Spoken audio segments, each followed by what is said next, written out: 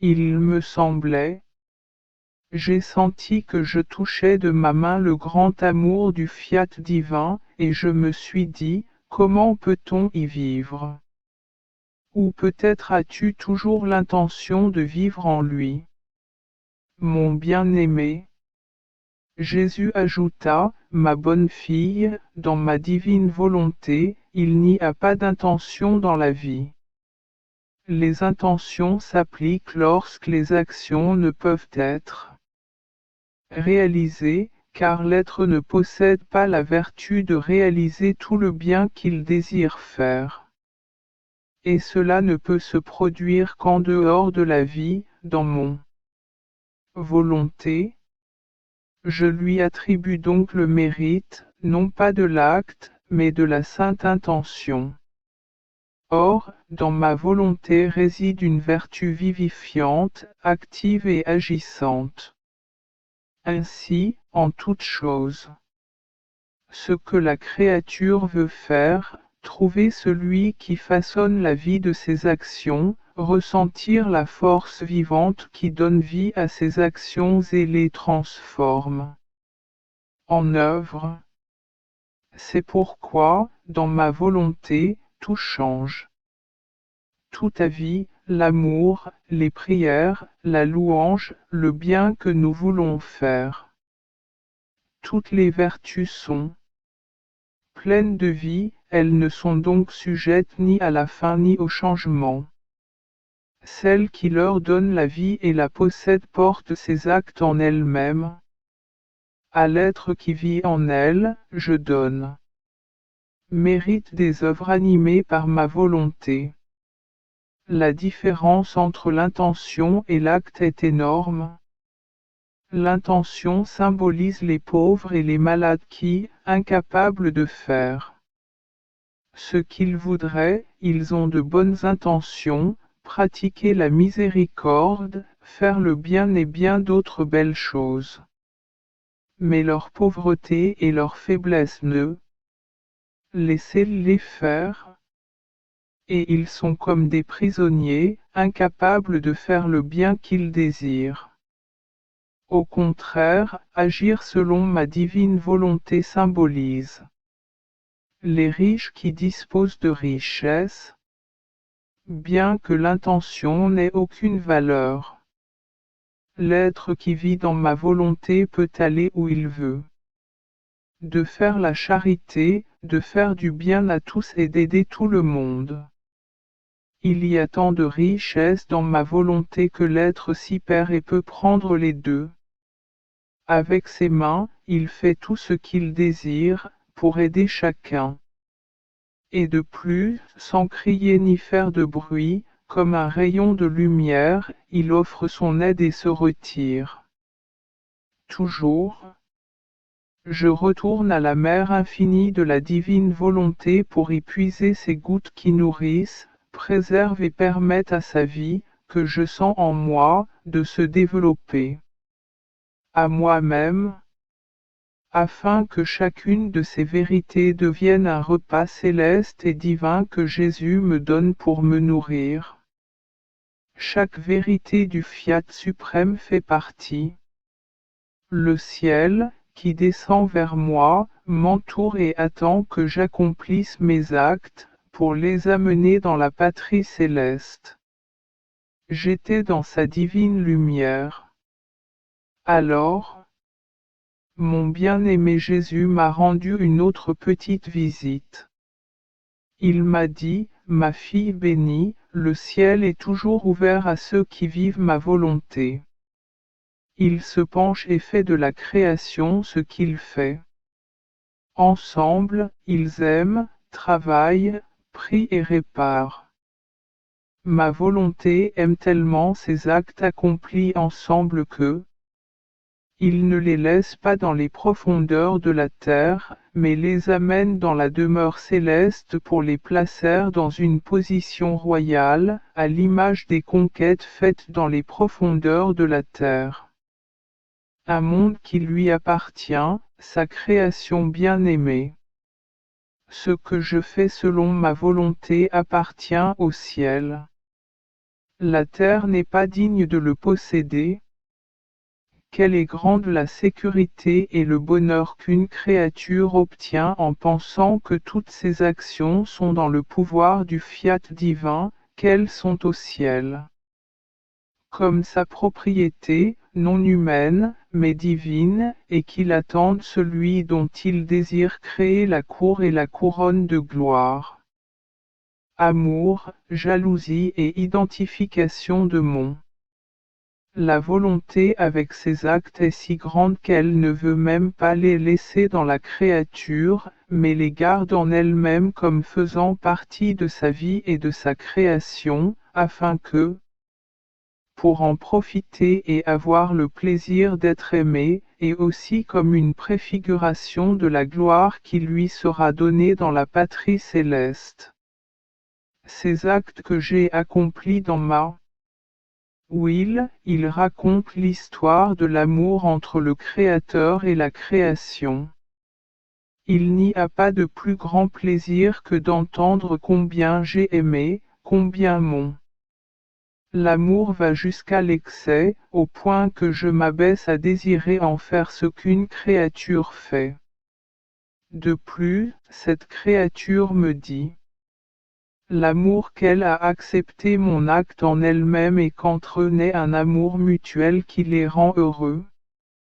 Oh, comme c'est beau de voir ça! Tandis que la créature demeure en exil, ses actes sont au ciel, comme mes conquêtes, que j'ai faites dans la volonté humaine. Chacun d'eux comprend leur devoir, certains m'aimer comme je suis capable d'aimer, d'autres me louer avec un honneur divin, et, d'autres encore créer un monde céleste. Musique pour m'exalter, me louer et me remercier pour le grand miracle de l'œuvre de ma volonté. Soyez donc attentifs et qu'il n'y ait rien que vous ne fassiez. Tu m'invoqueras pour que tout ce que tu fais soit toujours animé par ma divine volonté. Tout pouvoir réside dans la volonté. Ce pouvoir est spirituel. Il contient l'espace-temps, qui peut placer dans sa volonté le bien comme le mal. Ainsi, ce que la volonté désire, elle le trouvera en elle-même. Si elle désire l'amour-propre, la gloire, l'amour du plaisir et de la richesse, il trouvera dans sa volonté une vie pleine d'amour-propre, de gloire, de plaisir et de richesse. S'il le veut. Si elle a voulu pécher, le péché façonnera aussi sa vie. De plus, si elle désire la vie de notre volonté en elle que nous désirons et commandons avec tant de force, avec beaucoup de soupirs, si elle le désire vraiment, elle aura le grand bien de posséder notre volonté comme vie. Sinon, la sainteté. Vivre selon ma volonté serait une sainteté difficile, voire impossible à atteindre. Mais je ne peux enseigner des choses difficiles, ni désirer l'impossible. Mon approche habituelle consiste à rendre les choses les plus difficiles et les sacrifices les plus lourds aussi faciles que possible pour la création. Et si c'est le cas, si nécessaire, j'y mets aussi une part de moi-même, afin que la petite force de sa volonté soit soutenue, aidée et animée par mon pouvoir invincible. Je facilite le bien de la vie dans ma volonté, que la créature désire posséder. Et mon amour est si grand que, pour le lui faciliter encore davantage, je lui murmure à l'oreille, si tu désires vraiment ce bien, je le ferai avec toi, je ne te laisserai pas seul. Je mettrai à ta disposition ma grâce, ma force, ma lumière et ma sainteté. Nous serons ensemble. Deux pour faire le bien que tu désires. Il suffit donc de peu pour vivre ma volonté. et tout est dans la volonté, si la créature en a décidé ainsi. Et, s'il le veut avec force et persévérance, il a déjà conquis le mien et l'a fait sien. Oh! Combien de choses la puissance spirituelle qu'est la volonté humaine peut-elle contenir? Non. S'accumule et ne perd rien. C'est comme la lumière du soleil, combien de choses ne contient-il pas quand nous ne voyons que lumière et chaleur? Et pourtant, les biens qu'il contient sont presque innombrables. Nous la voyons toucher la terre et lui transmettre de merveilleux bienfaits. Pourtant, nous ne voyons que la lumière. Il en va de même pour la volonté humaine. Que de bien peut-on? Elle peut contenir, si elle le souhaite. Elle peut contenir l'amour, la sainteté, la lumière, la correction, la patience, toutes les vertus, et même le Créateur lui-même. Car c'est une spiritualité. Par son pouvoir, il possède la vertu et la capacité de posséder en lui tout ce qu'il désire. Il possède non seulement le pouvoir de posséder le bien qu'il désire, mais aussi se transformant en le bien qu'il contient, de sorte que la volonté humaine se transforme en la nature du bien qu'elle désire. Même si elle ne fait pas beaucoup de choses qui voudrait faire, elles demeurent dans la volonté comme si elles avaient déjà été faites. Nous voyons que chaque fois qu'une occasion se présente de faire le bien qu'elle désire parce qu'elle a la vie pour le faire vite, avec amour et sans hésitation faire ce bien qu'elle désire depuis si longtemps. On peut donc dire que l'homme tout entier est dans la volonté. Si cette volonté est sainte, alors même les choses les plus indifférentes lui sont saintes. Si elle est mauvaise, les bonnes choses peuvent aussi lui devenir saintes. Transformez-la en mauvaise action. Par conséquent, si vous désirez vraiment la vie de ma divine volonté, il ne vous en faut pas beaucoup. La volonté humaine possède des qualités indestructibles. Tout ce qu'elle fait et veut faire. Si la mémoire oublie, la volonté ne perd rien. Elle détient un dépôt de toutes ses actions, sans rien perdre. On peut donc dire que toute la personne est dans la volonté. Sois donc attentive, ma fille. Que ton vol soit toujours ininterrompu dans le fiat le plus élevé. Le grand do de notre volonté, donné comme un do, pourra changer le sort malheureux des générations humaines, sauf pour ceux qui veulent volontairement rester dans son malheur. D'autant plus que ce do fut accordé à l'homme dès le début de sa création. Par ingratitude, il rejeta la volonté de Dieu et s'éloigna de le nôtre. L'être qui se prépare maintenant à accomplir notre volonté, prépare un lieu décent, un lieu noble où nous pouvons placer ce do si grand et si infini.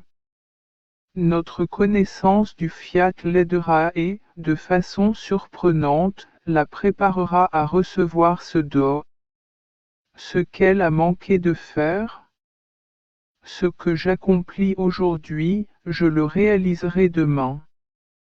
J'agis donc comme un roi qui voudrait élever sa famille à l'image de sa véritable famille. Pour y parvenir, pour ce faire, le roi prend d'abord un membre de cette famille, le place dans son palais, l'élève, le nourrit à sa table, l'habitue à son au noble Murès, lui confie ses secrets. pour rendre cette créature digne de lui-même, il lui permet de vivre dans sa volonté.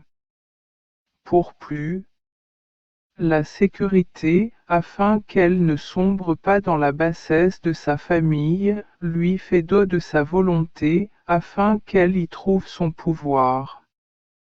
Ce que le roi ne peut faire, je peux y parvenir en redoublant ma volonté pour en faire un don à la création. C'est pourquoi le roi ne le quitte pas des yeux, ne cesse de l'embellir, de l'habiller de beaux et précieux vêtements, si bien qu'il tombe amoureux d'elle. Incapable de résister plus longtemps, il la lie à lui par le lien éternel du mariage, afin qu'il devienne un cadeau pour. Les deux camps ont donc le droit de gouverner. Cette famille acquiert des liens de parenté avec le roi. Le roi, par amour pour celui qui l'a donné.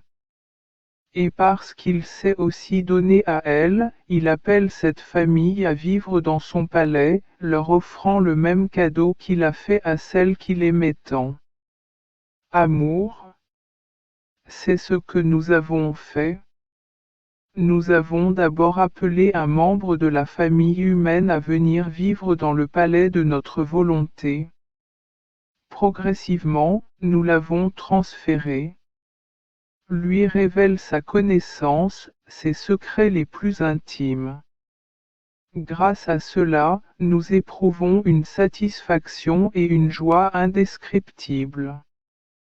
Nous ressentons combien il est doux et précieux d'avoir un être qui vit dans notre volonté.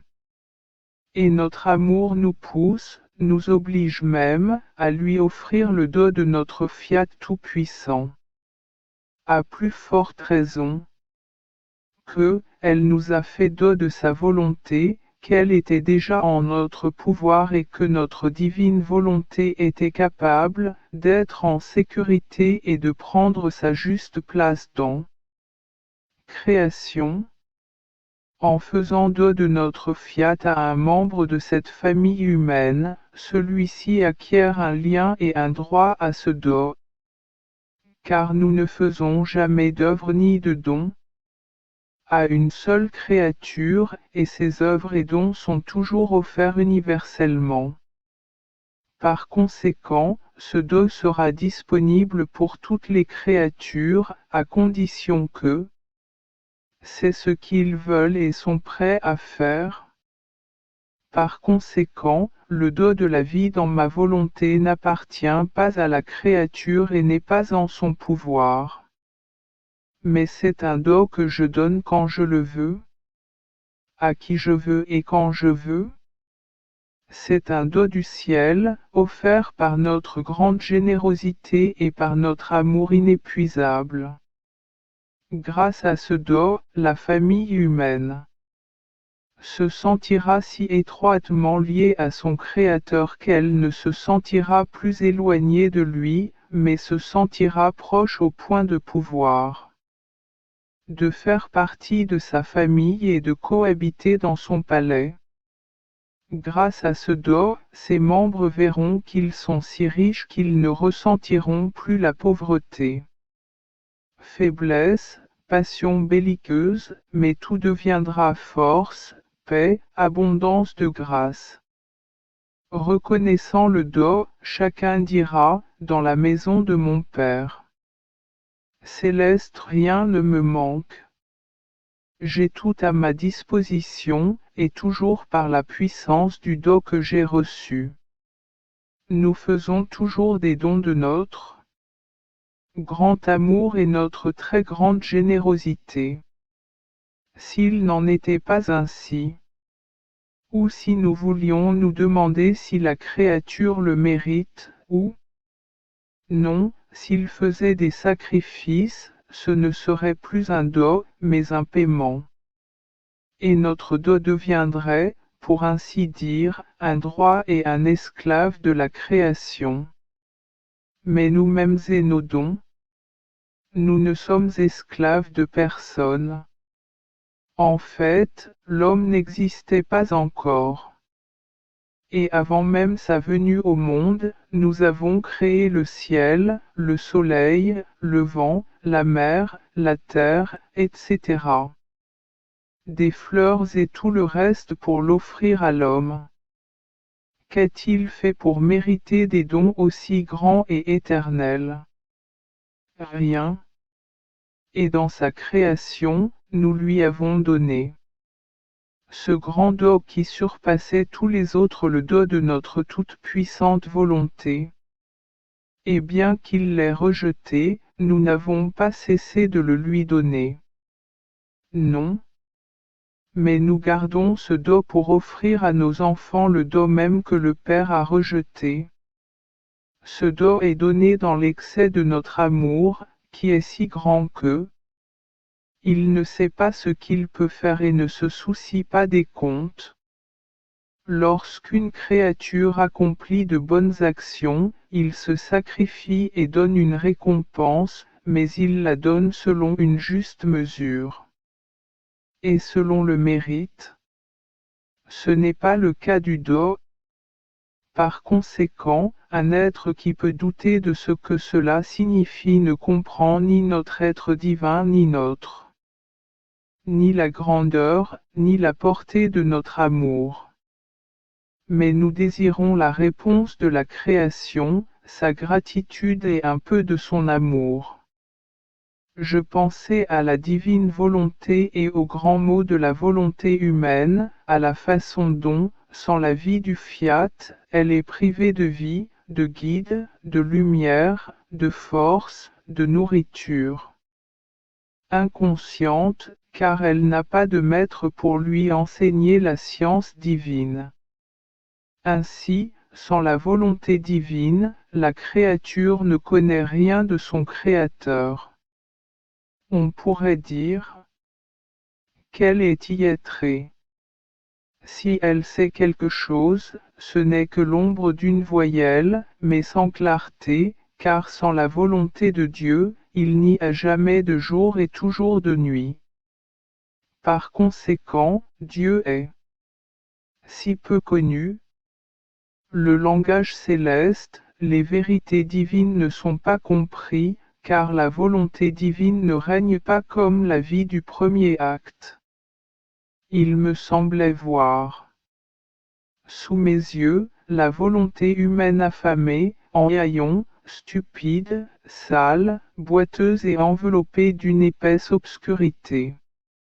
Car elle n'est pas habituée à la vie, la lumière, et en les regardant, chaque petite lueur de vérité obscurcit sa vision, la désoriente et l'aveugle encore davantage. Oh! Combien nous devons pleurer!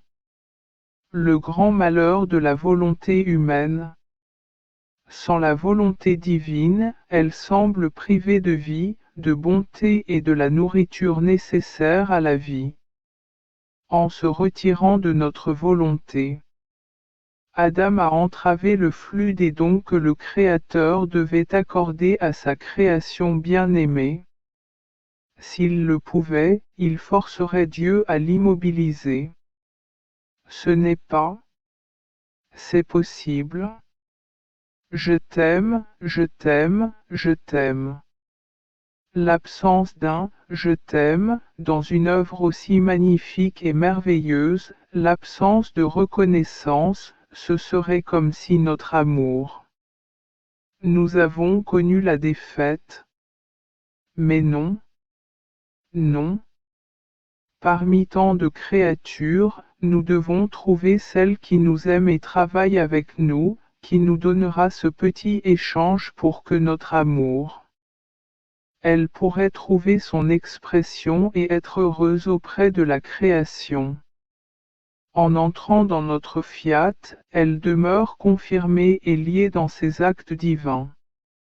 Afin que sa vertu, qui a le pouvoir de lier, unisse Dieu et les créatures. Dans la création comme dans la rédemption, il n'y a pas d'acte passé. Tout se passe dans le présent. Pour l'être suprême, Le passé et le futur n'existent pas. Cela signifie que votre Jésus est toujours conçu, né, pleurer, souffrir, mourir et ressusciter. Toutes mes actions incessantes assiégeant sans cesse chaque créature, la noyant dans mon ardent désir. Amour auquel je donne libre cours, répétant sans cesse, regarde, c'est seulement pour toi que je descends du ciel, que je suis conçu et que je viens au monde. Toi, viens et tu as été conçu avec moi pour renaître avec moi dans la vie nouvelle que ton Jésus t'apporte. Regarde-moi, je pleure pour toi, je souffre pour toi. Aie pitié de moi. Au-dessus de mes larmes et de mes souffrances, souffrons ensemble, afin que vous puissiez répéter ce que j'ai fait et, afin que vous puissiez façonner votre vie sur le mien, afin que je puisse te dire, ce qui est à moi est à toi. Tu es le reproducteur de ma vie. Quand je mourrai, je l'invoque pour qu'il meure avec moi. Non pas pour tuer, mais ressusciter et donner la même vie à celui qui l'aime tant. Ainsi, ma vie se répète sans cesse. Car le passé et l'avenir ne me satisferaient pas. Il ne serait ni amour ni rédemption de Dieu. C'est l'acte présent qui a de la vertu, il touche, conquiert et dispose la créature. D'offrir sa vie par amour pour celui qui offre sa vie pour lui. Cependant, il existe une grande différence entre les créatures, certaines. Ils écoutent. Ils acceptent comme un acte présent tout ce que nous avons fait tant dans la création que dans la rédemption. Ils créent leur vie avec nous et sentent que notre. Les actes de Dieu influencent leurs actions. Tout leur parle de Dieu. D'autres, au contraire, les considèrent comme des choses du passé. Ils n'en conservent que le souvenir. La mémoire. Cela ne façonne en eux ni la vie divine ni l'héroïsme de la sainteté. Par conséquent, traitez les choses telles qu'elles sont réellement, toujours en action, dans l'instant présent. Ainsi, je t'aimerai et tu m'aimeras toujours. Ma fille bénie, notre plus grande bonté ne se satisfait pas de l'amour. L'homme en mettant l'univers entier à sa disposition. Pour déverser notre amour intense, nous avons révélé nos qualités divines pour nourrir son âme, puissance, sagesse, bonté, amour, sainteté, courage était sa nourriture divine et céleste. Chaque fois qu'il venait à nous, nous avons dressé notre table céleste pour le nourrir et apaiser sa faim. Notre divinité, voulant le nourrir de nos qualités divines, s'est faite chaleur, force, la croissance et la vie de la création. Mais cela ne suffisait pas. La nourriture digérée ne faisait pas que faire croître la création, la rendre belle et sainte, en utilisant les bienfaits des aliments que vous mangez. Jésus, prenant une apparence très douce, prit ma pauvre âme dans ses mains et écrivit au plus profond de son cœur, j'ai mis ma volonté dans cette créature, comme début, milieu et fin. Puis il répéta, ma fille, j'ai placé ma divine volonté dans ton âme comme le commencement de la vie. De là, toutes tes actions, elles descendront comme d'un seul point, se répandant dans tout votre être, dans votre âme et dans votre corps, elles vous feront ressentir une vie palpitante. Ma volonté divine en elle-même. Ma volonté cachera en elle toutes vos actions comme dans un sanctuaire, selon son origine divine. Ayant ma volonté divine. En tant que commencement, tu resteras complètement subordonné à ton Créateur. Tu reconnaîtras que tous les commandements viennent de Dieu et tu nous donneras la gloire et l'échange d'amour de toutes les créatures issues de nos mains créatrices. Ce faisant, vous embrasserez l'œuvre de la création que nous sommes le commencement, la vie et le comportement. Dès le commencement, vous vous dirigerez vers le centre. Sachez que l'homme, en se retirant de notre volonté divine, il refusa d'admettre ses origines et devint désordonné. Il resta fragile, sans soutien, sans force. À chaque pas, il se sentait prêt à tomber.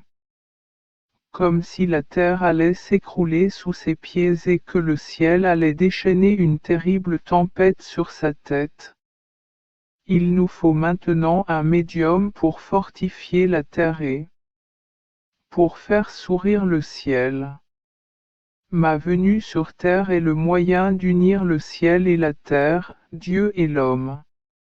À celui qui contient ma divine volonté, comme commencement et milieu, sera révélée. Elle englobera toute l'œuvre de la rédemption. Elle donnera 39, gloire et échange d'amour de toutes les souffrances que j'ai souffert pour racheter l'homme. Or, s'il y a un commencement et un milieu, il doit y avoir une fin. La fin de l'homme, c'est le ciel.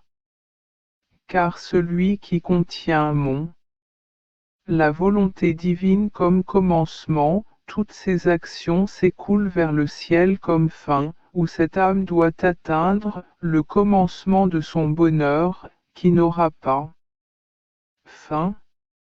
Avec ma divine volonté comme objectif, vous me donnerez gloire et un échange d'amour dans cette heureuse demeure céleste, qui j'ai préparé les créatures. Alors, ma fille, sois attentive. Je scellerai ma divine volonté dans ton âme, comme commencement, milieu et fin. Tu as beaucoup à faire? À faire, tu dois me suivre qui ne s'arrête jamais. Tu dois suivre les anges parce qu'ils veulent accomplir la tâche qui leur est confiée, et tu dois accomplir ta mission de fille de notre divine volonté. Je t'ai donné 6 anges pour veiller sur toi.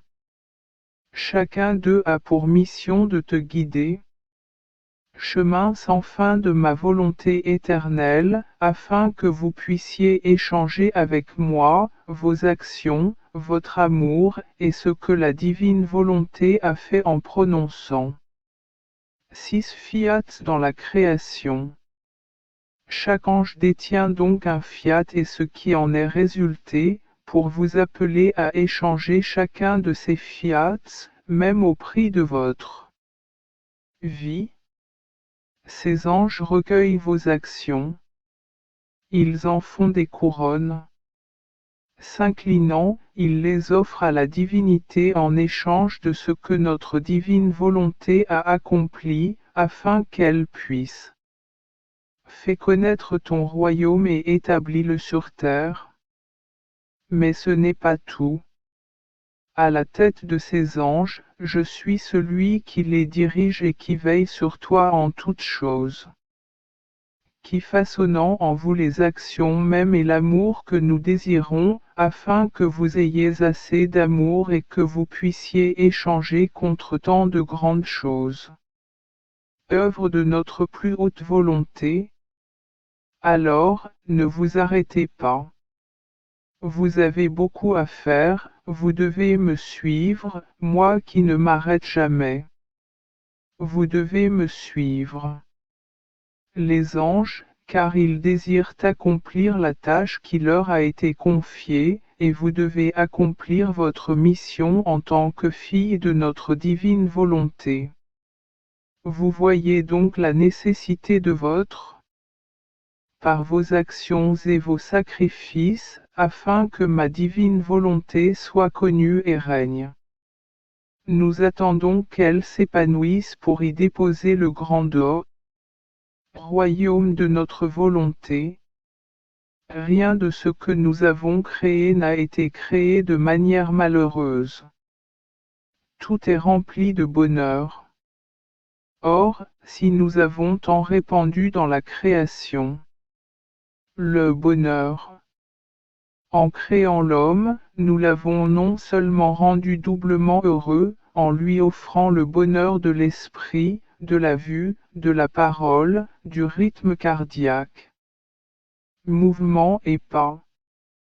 Car nous avons aussi placé le bonheur lui-même entre ses mains, le multipliant par chaque bonne action, chaque bon pas et chaque bonne action. En paroles et en tout ce qu'il faisait, son bonheur était sans limite, comme celui de nombreuses créatures. L'homme reçut la vertu d'un bonheur toujours croissant. Mais seulement lorsqu'il se laissait dominer par ma divine volonté. Sans ma volonté, le bonheur ne peut régner. Oh! Si seulement les créatures pouvaient, hors de notre fiat, ils perdraient immédiatement leur bonheur et deviendraient les plus misérables de toutes les créatures. Alors, si vous voulez être heureux, laissez ma divine volonté prendre le contrôle de vous. Car lui seul possède la vertu qui peut apporter le bonheur aux créatures et transformer les choses amères se transforment en un nectar des plus doux. Ma fille, sache que nous avons aimé cette création d'un amour parfait. C'est pourquoi, en la créant, nous y avons mis la perfection du bonheur, de l'amour, de la sainteté et de la beauté. Ainsi, la création pourrait rivaliser avec nous et nous rendre complets, heureux, aimante et sainte. Alors, nous y trouverions un tel plaisir que nous pourrions dire, quelle est belle l'œuvre que nous avons créée. Et pour garantir que nos dons ne causent aucun dommage à la création, nous avons confié la création à notre divine volonté. La vie de la création consisterait à veiller sur notre bonheur, notre amour, notre sainteté et notre beauté dans la création en prenant soin de leur développement constant. Si nous rejetons notre volonté divine, tout bien finira par disparaître. Il n'y a pas de plus grand malheur que de ne pas laisser ma volonté divine prendre le dessus. Elle seule a le contrôle sur nous. Car elle seule préserve et suscite nos biens dans la création. Par conséquent, quiconque veut trouver la vraie vie doit venir à notre divine volonté, où l'âme trouvera la plénitude de notre amour et obtiendra les privilèges de notre amour, qui sont l'amour qui féconde, l'amour qui grandit, l'amour qui embrasse tout, l'amour qui fait bouger tout dans l'amour, l'amour inégalé et infini, l'amour qui aime tout et tout triomphe. C'est pourquoi, quand je t'entends courir d'une créature à l'autre et mettre ton « je t'aime » dans chacun de mes actes. Volonté de revêtir les actes de ma volonté de son « je t'aime ». J'entends le doux son de ton amour dans notre amour et je t'aime encore plus. Puis il ajouta avec tendresse, ma fille, si grand est notre amour pour les créatures que dans chaque acte qu'elles accomplissent, notre amour s'efforce de les aimer ainsi que notre volonté s'efforce de façonner la vie dans son acte. Ainsi, chaque pensée qu'un être crée dans son esprit s'accompagne d'un acte d'amour que nous lui adressons. Et notre La volonté est capable de façonner la vie de ses pensées. Dans chaque mot qu'elle prononce, dans chaque battement de son cœur, dans chaque question qu'elle pose. Dans sa démarche, il y a tant d'actes de notre amour qui se dirigent vers la création et dans lesquels notre fiat donne forme à la vie, à ses paroles, à ses battements de cœur et à ses pas. Ses pieds. La créature est ainsi pétrie par notre amour et vit dans la douce tempête de notre amour.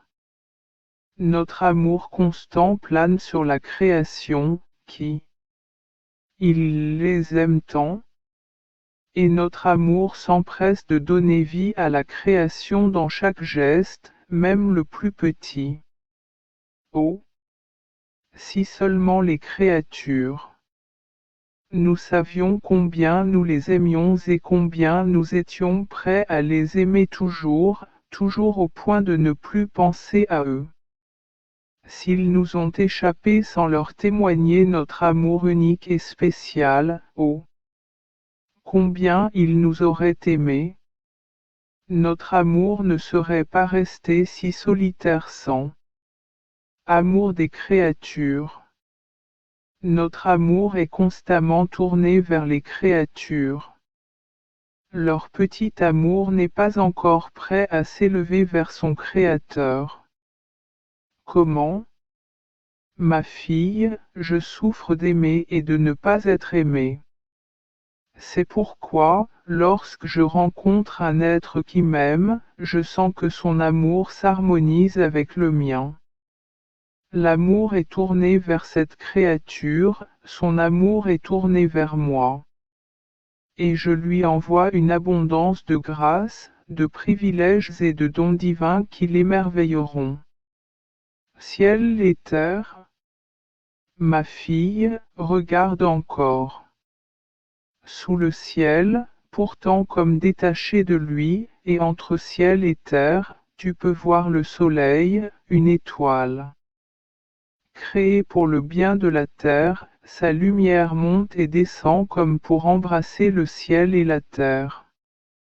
On pourrait dire qu'en touchant le ciel, il vide du ciel. Il symbolise les âmes choisies par Dieu pour envoyer des grâces du ciel et les ramener sur terre, afin de nous rappeler la vie dans le monde. Divine volonté. La première de ces âmes élues est ma Mère céleste, unique comme le soleil, qui déploie ses ailes de lumière. Sa lumière s'élève. Elle monte et descend pour réunir Dieu et l'homme, pour le réconcilier avec le Créateur et le conduire à lui par sa lumière. Les étoiles semblent vivre pour soi, unies au ciel divin. Mais le soleil vit grâce à Dieu, pour se donner à tous. Sa mission est de faire du bien à tous. Tel est le soleil de la reine souveraine. Mais ce soleil ne sera pas seul. De nombreux autres petits soleils se lèveront, tirant leur lumière de ce grand soleil. Ce sont ces quelques âmes qui auront pour mission de manifester ma divine volonté. Et ce qui est en bas, la terre, la mer, les plantes, les fleurs, les arbres, les montagnes, la floraison. Les forêts symbolisent toutes les saints et tous ceux qui franchissent la porte du salut. Mais voyez quelle différence il y a, le ciel, les étoiles et le soleil n'a pas besoin de la terre. Au contraire, c'est elle qui lui donne tant. Elle lui donne la vie et la soutient. Ma fille, que pourrais-je faire de ta souffrance? Sans ta volonté, je ne pourrais rien faire avec eux. Il ne pourrait désarmer la justice de Dieu ni adoucir mon juste mépris. Parce que, la chose la plus belle et la plus précieuse qu'un être possède, c'est la volonté. C'est de l'or, et tout le reste n'est que superficiel et insignifiant. La souffrance elle-même n'a aucune valeur en soi. En revanche, si le fil d'or de la volonté spontanée traverse la souffrance, il a le pouvoir de la transformer en la plus pure. Or, digne de celui qui a volontairement souffert jusqu'à la mort par amour pour les créatures. Si je voulais souffrir sans une forte volonté, c'est si courant dans monde que je pourrais les supporter si seulement je le voulais. Ces souffrances manquent du fil d'or de la volonté. Elles ne m'attirent pas, elles ne blessent pas mon cœur. Je ne trouve ni aucune trace de ma souffrance volontaire. Ils n'ont donc pas la vertu de transformer les malheurs en grâce. La souffrance sans volonté est vide, dénuée de plénitude. Grâce, beauté, puissance sur mon divin cœur. Un quart d'heure de souffrance volontaire est plus précieux que la plus terrible souffrance du monde. Car ces dernières sont de nature humaine, tandis que la souffrance volontaire est d'ordre divin. Un quart d'heure de souffrance volontaire vaut mieux que la souffrance la plus terrible au monde, car elle est inhérente à la nature humaine, tandis que la souffrance volontaire est un ordre divin. Un quart d'heure. La souffrance volontaire est plus précieuse que la plus terrible souffrance au monde, car cette dernière est inhérente à la nature humaine, tandis que la souffrance volontaire, la souffrance est un ordre divin. Ma fille, si tu savais avec quel amour l'homme a été créé. À la seule pensée de lui, notre amour s'enfle et crée de nouvelles vagues. Notre amour se réjouit du souvenir de notre travail, beau, parfait et accompli avec une telle maîtrise que personne d'autre ne peut l'égaler. Cet homme était si beau qu'il nous rendait jalouses de notre amour, que tout chez lui était pour nous. De plus, nous a créés. Il était nôtre.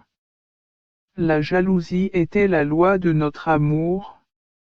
C'est si vrai que notre amour a atteint un point où tous les premiers, les actes accomplis en Adam étaient l'œuvre de son Créateur, le premier battement de cœur, la première pensée, la première parole. Bref, tout ce qu'il pouvait faire plus tard. À faire, contenait en lui-même nos premières actions, que nous avons accomplies en lui. Et les actions d'Adam étaient une conséquence de nos premières actions. Ainsi, lorsque aimer, son amour est né de notre premier acte d'amour. S'il a pensé, sa pensée est née de notre première pensée, et ainsi de suite. S'il n'avait pas accompli en lui les premiers actes, il n'aurait rien pu faire, ni su faire quoi que ce soit. D'autre part, puisque l'acte suprême accomplit les premières œuvres, nous avons placé en Adam autant de petites sources que de premières œuvres accomplies en lui. Chaque fois qu'il le désirait, pour répéter nos premiers actes, il avait à sa disposition ces petites fontaines étant de sources diverses d'amour, de pensée, de paroles, d'œuvres et de démarches. Tout, donc, nous appartenait, à l'intérieur comme à l'extérieur de l'homme. Et notre jalousie n'était pas seulement un droit. C'était aussi une justice que tout soit être pour nous et de nous. De plus, nous l'avons doté de notre divine volonté de demeurer beau, nouveau et de se développer dans la beauté divine. Notre amour n'était pas. Elle était heureuse ou satisfaite que nous lui ayons tant donné, mais elle voulait continuer à lui donner pour toujours, il ne savait pas dire assez. Notre amour. Nous voulions poursuivre son œuvre d'amour. Et pour l'avoir avec nous et prendre soin de lui, notre amour lui a donné notre propre volonté,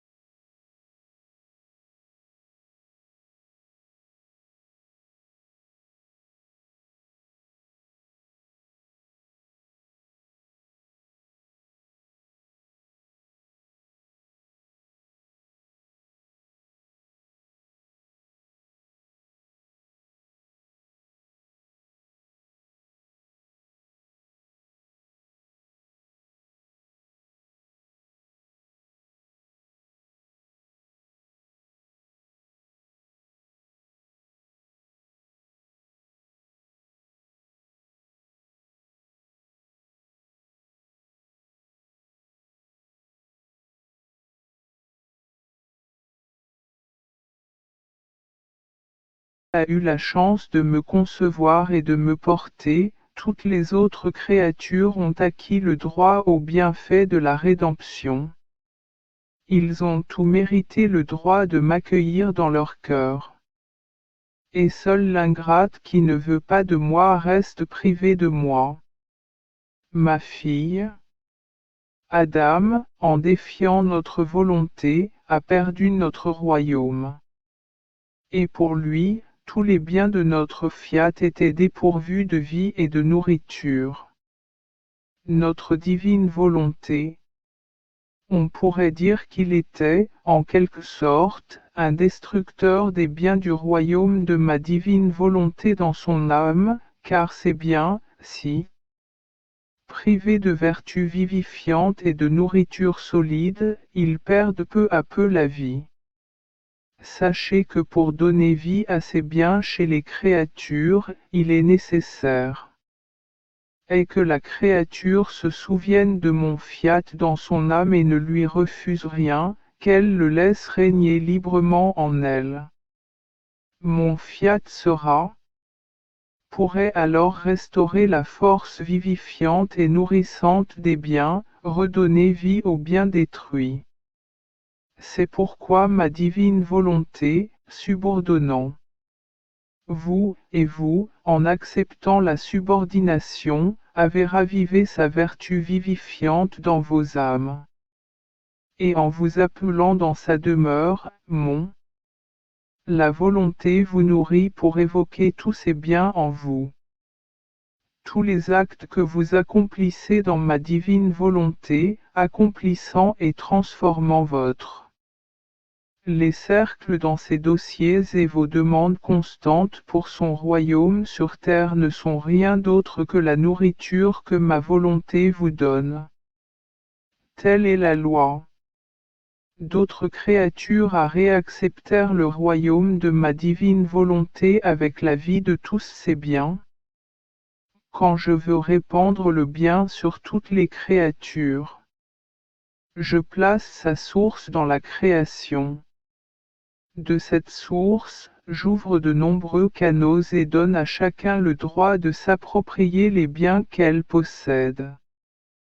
Par conséquent, sois vigilante et que ton vol dans ma divine volonté soit incessant. Fille de ma divine volonté, je veux te révéler tous les détails de la création de l'homme, afin que nous pouvions comprendre l'immensité de notre amour et le droit de notre fiat à le gouverner. Ainsi, notre être suprême s'est trouvé, et se trouve encore, en situation dans laquelle il doit aimer l'homme. Car l'homme est toujours ce que nous avons créé. Nous sentons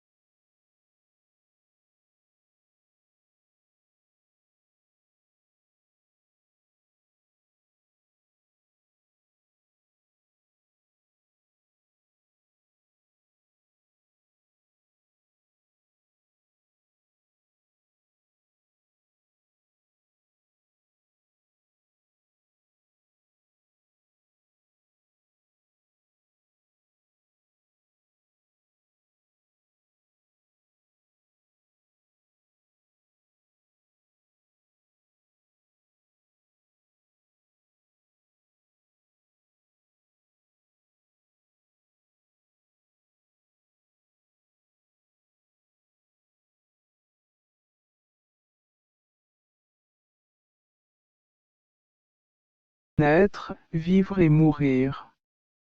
Bien que de manière mystique, afin que tout bien renaisse dans les créatures, ce bien que l'homme a rejeté en se détournant de ma divine volonté. Et uni à mon sacrifice, j'ai demandé le sacrifice de ta vie afin que le royaume de ma divine volonté puisse renaître parmi les générations humaines. et dans chaque. Je veille dans le tabernacle pour accomplir l'œuvre de la rédemption et, fiat voluta tua sicut in caelo et in terra, me contentant de mon propre sacrifice et de ma mort dans chaque hostie. Afin que le soleil de mon divin fiat se lève à nouveau et qu'une nouvelle ère de son triomphe total s'ouvre. Quittant la terre, j'ai dit, je vais au ciel et je demeure sur terre. Dans le sacrement, je me contenterai d'attendre éternellement. Je sais que cela me coûtera cher. Je ne regretterai peut-être pas des crimes inouïs, encore plus que durant ma passion, mais je m'armerai de la patience divine. Et grâce à cette petite hostie, j'accomplirai cette œuvre. Je ferai mon testament. Régnera dans les cœurs, et je continuerai à habiter parmi les créatures pour jouir des fruits de tous les sacrifices que j'ai consentis. Unissez-vous donc à. Je me suis sacrifié pour une cause si sainte et pour le juste triomphe de ma volonté, qui régnera et dominera. Et c'est aussi la raison pour laquelle il faut savoir que ma divine volonté veut régner sur la terre, qu'il prie, désire et se prépare à former son peuple, là où ma divine volonté. Qu'il descende parmi eux et y établisse son palais royal, son siège, son trône. Ne soyez donc pas surpris que je constate un tel intérêt pour mon à côté du désir de dominer ma volonté et en la remettant à plus tard. Telles sont les dispositions de notre sagesse inaccessible, qui ordonne tout. Le retarda, pour permettre le passage de sa connaissance, qui sera comme des lettres, des télégrammes et des appels téléphoniques, autant de messagers qui composent le peuple de mon divin volonté. Priez donc et laissez votre vol se poursuivre sans interruption. Chaque connaissance sera comme une petite gorgée de vie qui façonnera la maturité de cette vie divine en vous. Création. C'est pourquoi je vous ai parlé de mon fiat divin.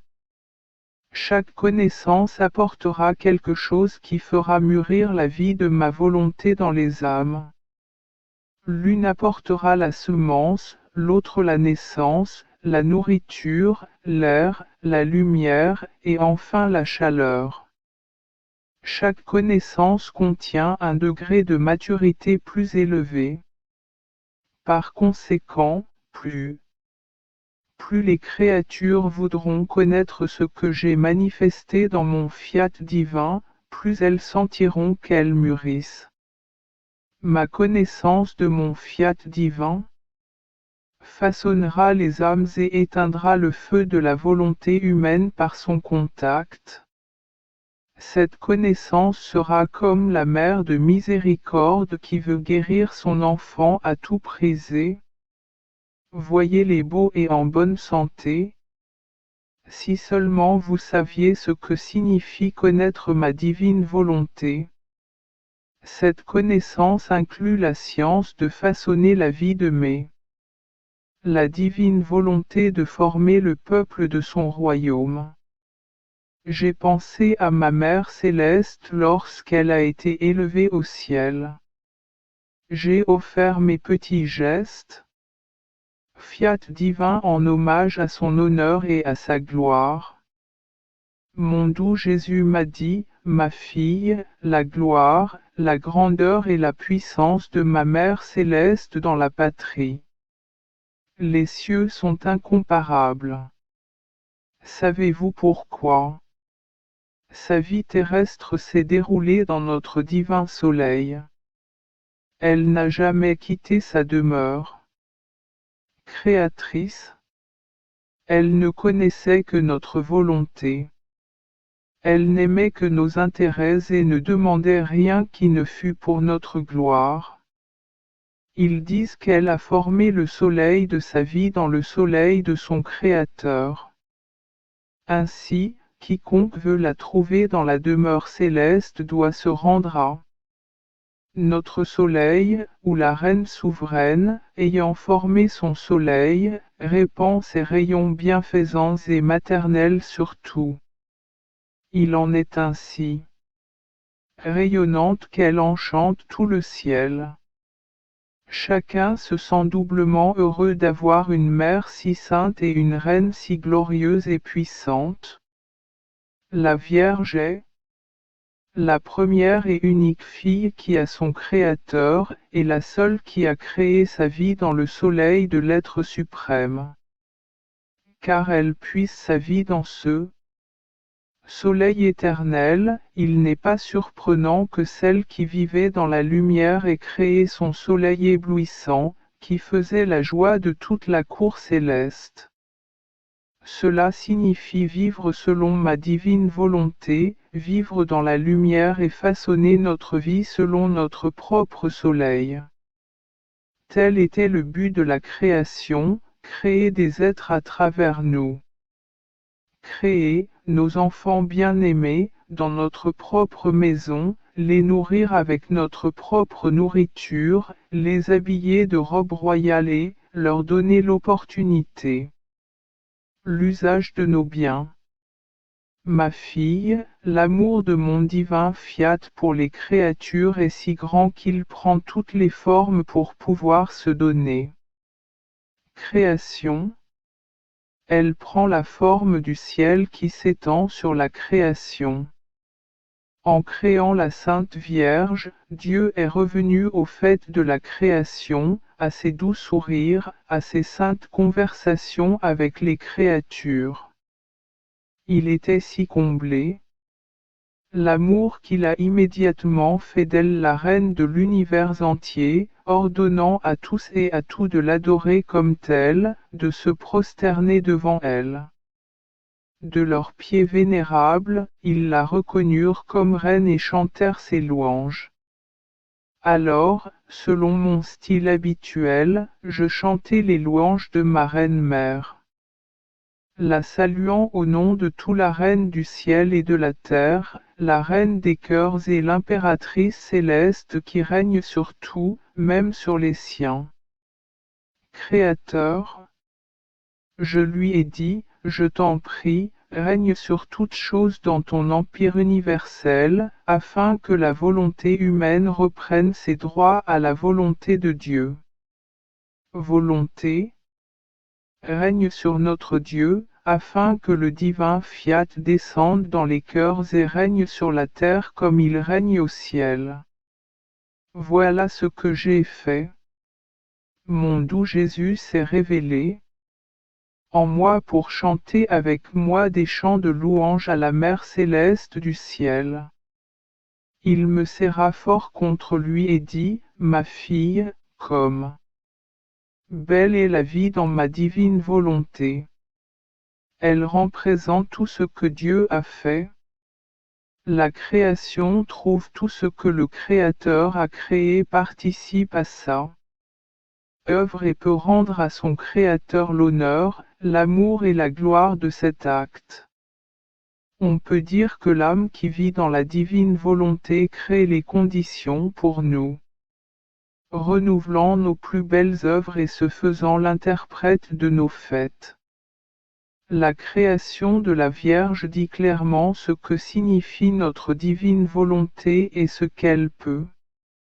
Dès qu'elle prit possession de son cœur virginal, sans attendre une seule minute, nous la fîmes immédiatement reine.